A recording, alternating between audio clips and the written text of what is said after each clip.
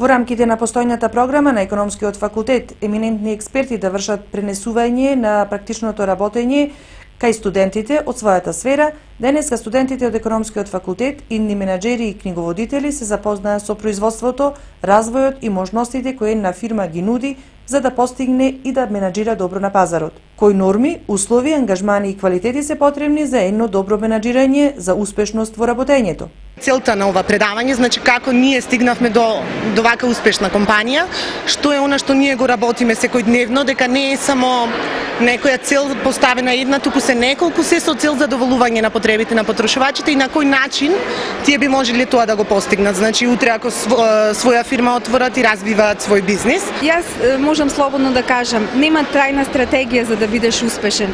Посветеност, одговорност, едукација и мотивација и секако добар тим за соработка.